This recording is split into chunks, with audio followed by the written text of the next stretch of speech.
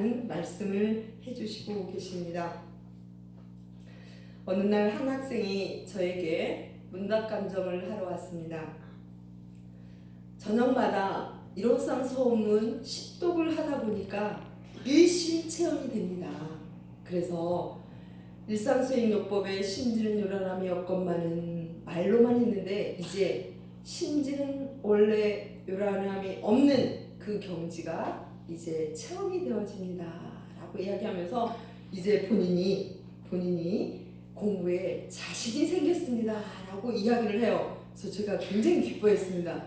그런데 일주일 후에 다시 저에게 왔어요. 이 학생이 문답감정하기를 요즘 머리가 너무나 혼란스럽고 집중이 안 되고 짜증만 납니다 라고 이야기를 했어요.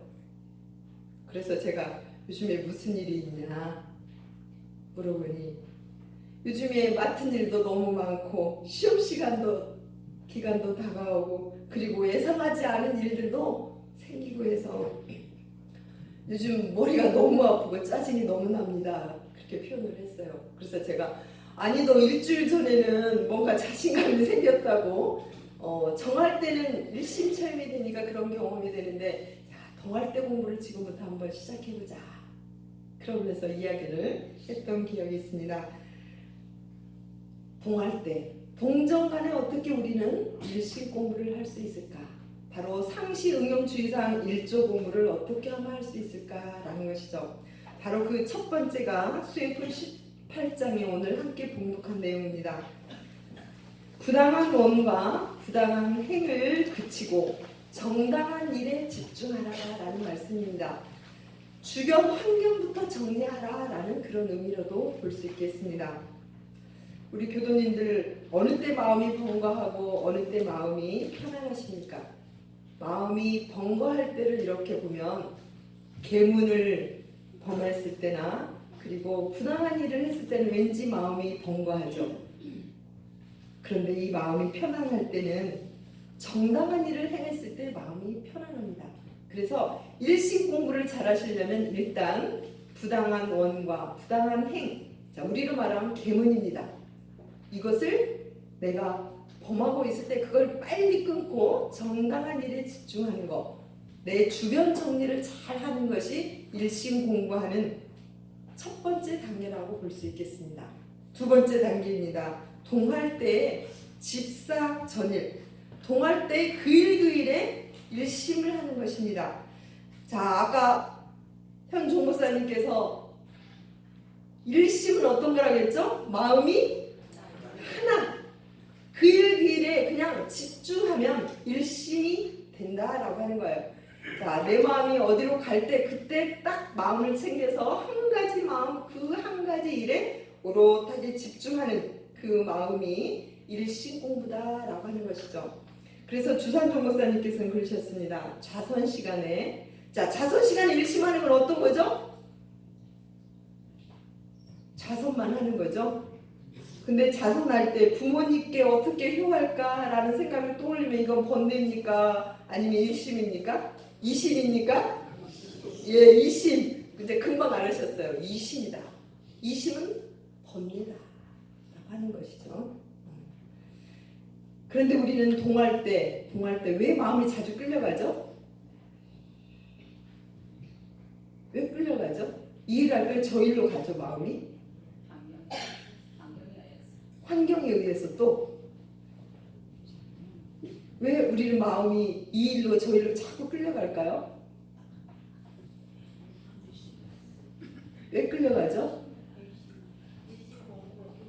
네, 일심 공부가 부족함과 동시에 본인의 집착한 곳이 있으니까 집착한 곳은 마음은 딱 집착한 자기의 어떤 것이 있으면 그곳을 그냥 끌려가게 돼 있어요. 아침에 눈을 뜨는 순간 마음이 어디로 가요? 집착한 곳에 가죠. 자녀가 걱정되면 자녀한테 가고 그러겠죠? 그래서 자기가 집착하는 그 부분을 자세히 바라보시고 그 부분을 정리를 하는 게 좋겠죠. 그죠? 그 일에 일심하려면 집착하는 마음, 그리고 자, 보통 일이 많이 있을 때 어떻게 하십니까? 일에 집중이 잘 되십니까? 그때는 어떤 일심을 하시면 될까요? 복합일심 들어보셨어요?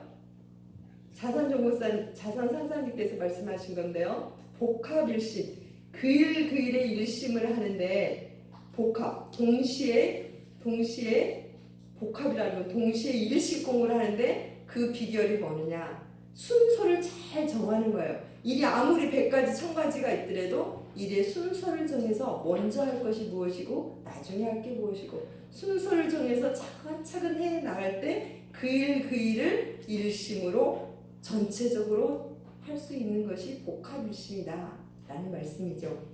제가 30대 초반에 법무실에 근무할 당시 저의 직책은 과장이었습니다. 그래서 실무적인 일이 엄청 많았어요. 눈만 뜨면 일이 기다리고 있었어요. 근데 그 일을 아침에 딱 눈을 뜨고 일을 시작하기 전에 수첩에 오늘 할 일을 전부 적습니다. 그리고 순서대로 다시 또 순서를 매깁니다. 그리고 순서적으로 하나씩 일을 이렇게 해갑니다. 그러면 그 일을 처리하는 재미가 있어요. 일을 처리하는 재미가 있고 하나하나 하고 나면 탁탁 체크를 하죠. 오늘은 이렇게 또 멋지게 끝을 냈구나.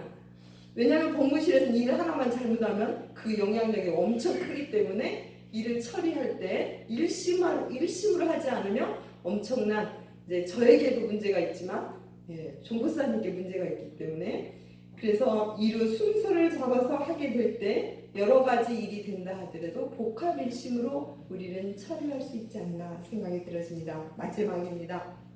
동할 때 일심을 잘 한다 하더라도 어느 정도 저력이 있어야 일심 공부를 할 수 있기 때문에 여가가 있을 때 정할 때 일심을 양성하는 공부가 필요합니다. 보통 여유 시간 있을 때 어떤 일을 하십니까? 경정벽구 염소하기를 주의하시죠? 네, 그리고 연물자산하시기를 주의하시죠? 그러시죠? 네, 오늘부터 하시면 돼요. 오늘부터. 그래서 마음에 조금 여유 시간이 있다면 마음에 산책도 하시고 그리고 마음을 다 비우시는 그동안 사용했던 마음 지우개로 마음을 다 비워보세요. 비워집니다. 화공각 같은 마음으로 싹 비워보세요. 너무 시원해요. 그리고 새로운 힘이 올라오기 시작을 합니다. 그래서 동할 때 능히 일에 집중하시고 일이 없으실 때는 정말 편안한 마음으로 허공 같은 그런 마음으로 일심을 길러낼 때 우리는 어느 때나 대중사님께서 원하신 진공묘유체를 삼는 일심 공부로 마음의 가장 귀한 때의 마음을 우리는 지니고 사용할 수 있을 것입니다.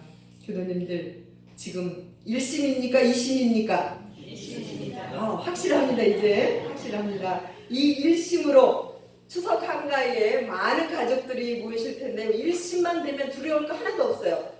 어떤 일을 하든 어떤 누구를 만나든 그 마음은 불공의 마음으로 은혜의 마음으로 사랑의 마음으로 꽃피우게 됩니다. 그래서 지금 이 순간 내 마음이 10가지 마음이냐 2가지 마음이냐 1심이냐 그래서 1심을 꼭 챙기셔서 멋진 추석 한가위를 보내시고 그리고 대종사님께서 원하시는 참된 불자자 되시기를 간절히 염원드리면서 마치겠습니다. 감사합니다.